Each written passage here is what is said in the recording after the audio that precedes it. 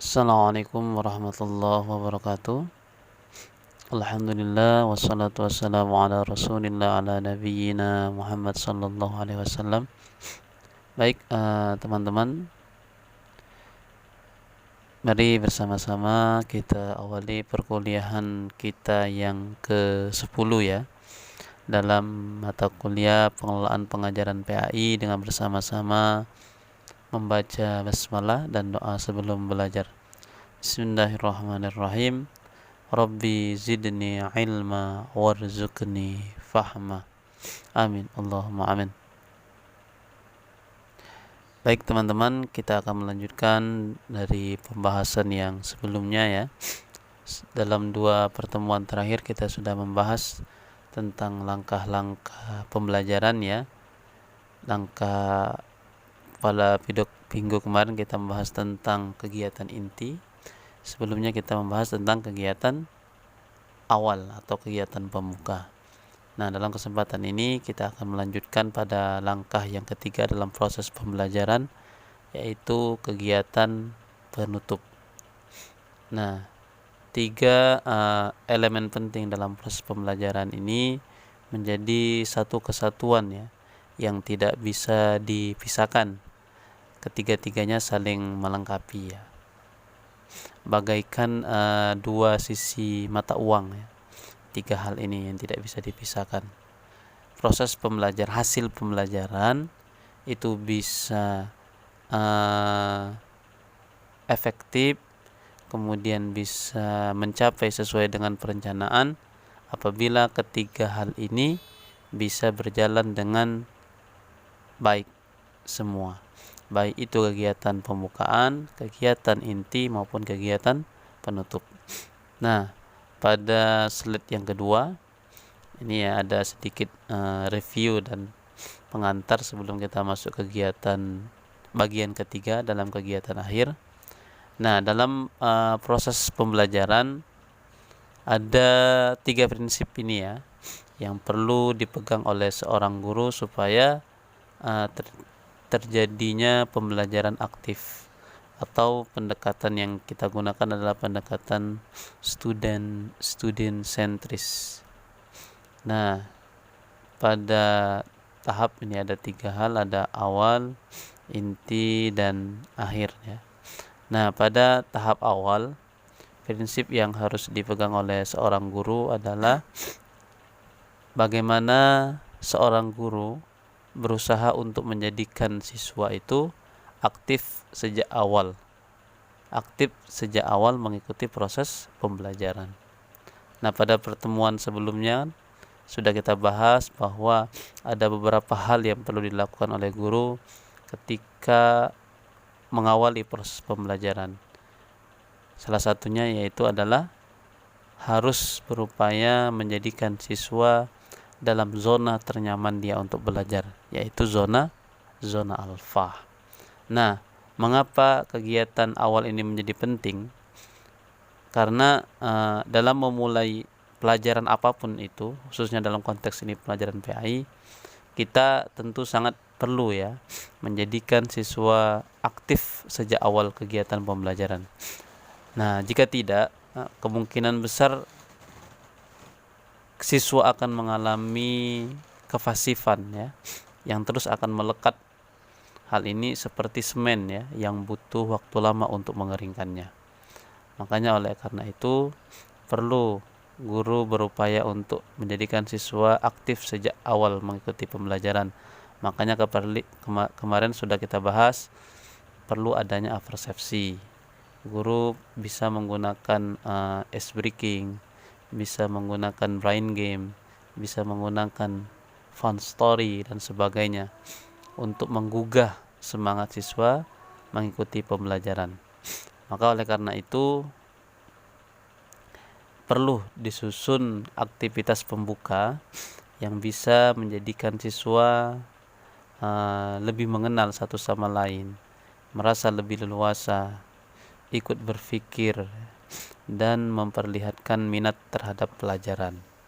Nah, makanya ini perlu kita mengetahui seorang guru beberapa teknik atau strategi dalam membuka kegiatan pembelajaran. Nah, pengalaman-pengalaman ini bisa kita anggap ya sebagai hidangan pembuka sebelum siswa makan hidangan utama atau makan utama. Nah, pengalaman ini membuat siswa tentu ya akan berselera untuk menikmati hidangan selanjutnya. Kalau hidangan di awal aja sudah membuat siswa tidak selera, bagaimana siswa bisa menikmati hidangan selanjutnya? Namun memang ada sebagian guru yang memilih untuk memulai pelajaran hanya dengan pengenalan singkat tanpa adanya upaya untuk merefresh atau menjadikan siswa berada dalam gelombang zona alfa, zona ternyamannya untuk belajar. Nah, bagi seorang guru yang mengerti akan psikologi pelajar, maka tentu dia akan mempertimbangkan untuk memilih mengawali pembelajaran dengan melakukan teknik-teknik atau strategi tertentu untuk menjadikan siswa aktif sejak awal mengikuti kegiatan pembelajaran. Nah, untuk tahap yang kedua yaitu kegiatan inti ya. Nah, dalam kegiatan inti, prinsip yang harus dipegang oleh guru adalah membantu siswa untuk mendapatkan pengetahuan. Nah, pengetahuan ini masuk dalam aspek kognitif ya. Keterampilan, nah itu dalam aspek psikomotorik, dan sikap itu dalam aspek afeksinya atau afektifnya. Nah, teman-teman, kalau kegiatan awal tadi merupakan hidangan pembuka, nah kalau inti ini berarti merupakan hidangan utamanya ya. Kalau awal tadi kalau buka puasa itu baru mecahkan puasanya Pak ya. Nah, kalau intinya sudah makan nasi, itu intinya. Kalau hidangan pembukanya enak, maka orang akan semakin semangat untuk menikmati hidangan selanjutnya.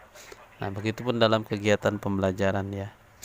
Pada kegiatan inti, jadi seorang guru harus membantu siswa mendapatkan pengetahuan, keterampilan, dan sikap. Nah, pertanyaannya sekarang, bagaimana seorang guru bisa membantu siswa secara aktif untuk mereka mendapatkan pengetahuan, keterampilan, dan sikapnya? Nah, adapun caranya, maka proses pembelajaran itu harus berlangsung melalui proses penyelidikan atau proses bertanya. Siswa dikondisikan dalam sikap mencari, bukan sekedar menerima. Kalau mencari itu dia aktif ya, kalau menerima itu dia pasif.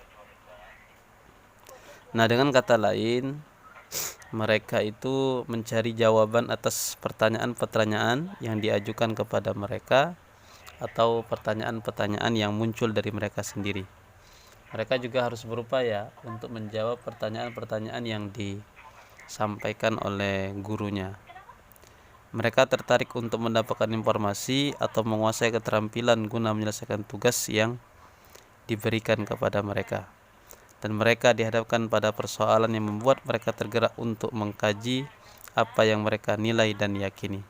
Semua ini terjadi bila siswa dilibatkan dalam tugas dan kegiatan yang secara halus mendesak mereka untuk berpikir, bekerja, dan merasa.